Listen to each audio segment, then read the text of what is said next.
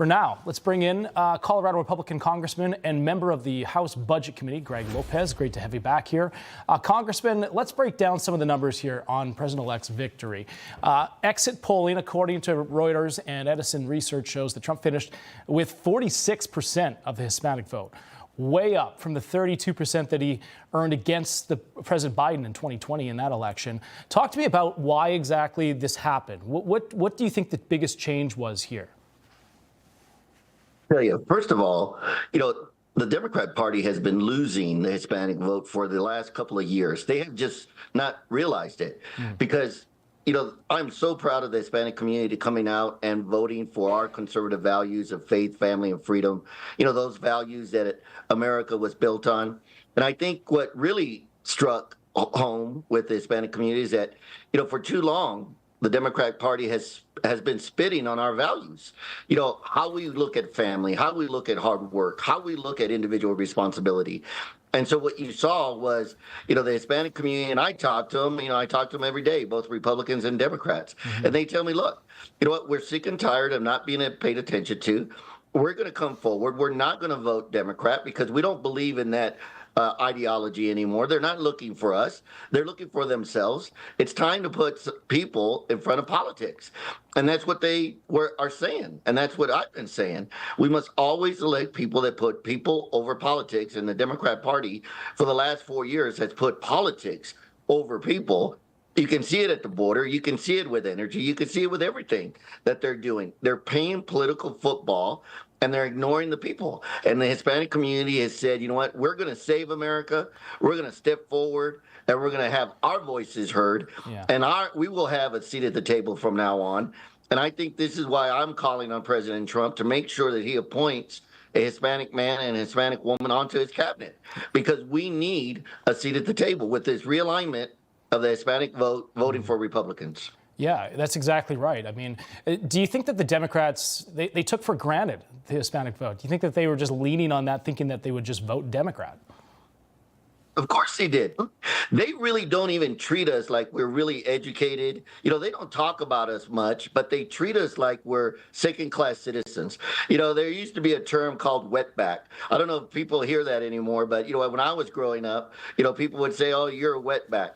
Basically, what that means is you just came over from the border and you swam across the Rio Grande.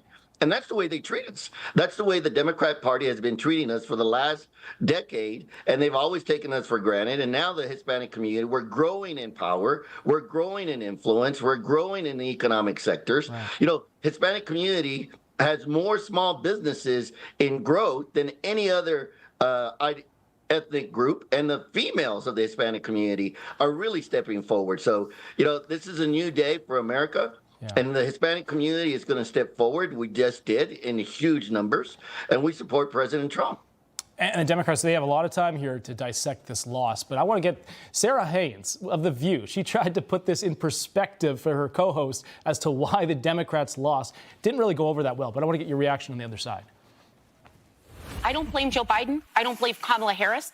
Go back as far as you want. I blame a messaging within the Democratic Party. You don't blame the Republican Party at all? Can I just finish my point, please?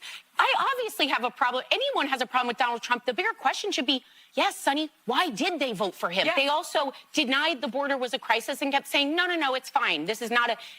There was a border bill, though. There was a border bill. Yes, but Joy, my point is they screamed and screamed and screamed. They didn't vote for him because he's a racist or a misogynist. They voted because they needed help in their everyday lives.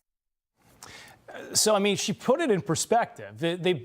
She's saying that the Democrats gaslit their own party, saying, no, the economy's good. No, the border's okay. Don't worry about it. Do you agree with that they were, in some ways, delusional about the state of their party? See, look, they have positive illusions about the world we live in because they don't deal with the day-to-day individuals. You know what? These are elitist individuals that don't know how to reach out into the community and actually have a conversation and listen to the struggles of the American people. The struggles that they have every single day when it comes to gas prices, when it comes to going to the grocery store. They don't understand any of these things. All these people that you see on TV and you see these stars, they have others that go to the grocery stores for them. Go out there and shop every single day like you and I do. And she was trying to make a good point. And when they bring up this bill, that, hey, we introduced a bipartisan bill. That bill didn't really do anything because the executive branch has the full authority. President Trump showed it. President Trump is not going to need a bill to close the border. Yeah. He's going to do what he did last time. And so for them to claim that, there was a bill that got introduced, that's just smoke and mirrors. They need to recognize that they have lost touch with the American people.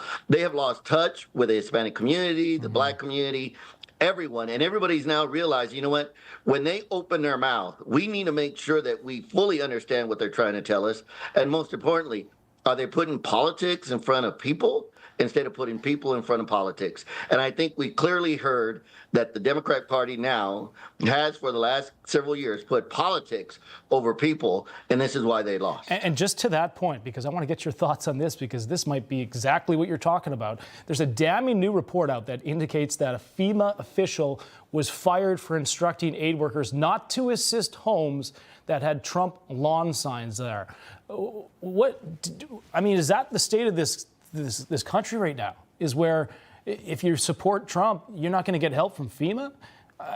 I'm going to tell you that within the executive branch, I used to be the head of the United States Small Business Administration in Colorado. They are people inside the federal government that will play politics with their power and their titles. They will give instructions that, you will not do this because, it's not the wrong thing to do. They don't want to do the right thing because they want to put disparaging results on individuals. And so we have reached a point in our country, I believe, that now, they're trying to shut us down. Our voices, our opinions, that First Amendment, that Constitution that protects that. They've been attacking it for years. Yeah. They've been trying to tell us that, everything we talk about is a hate crime. Everything we say is about anger and frustration. When ultimately what we're trying to do is just hold everybody accountable so that they make sure that they look at what's in the best interest of our nation, what's in the best interest of Americans. And it doesn't surprise me to hear that some bureaucrat somewhere within the federal agencies has told and instructed their employees, do not provide service to these people.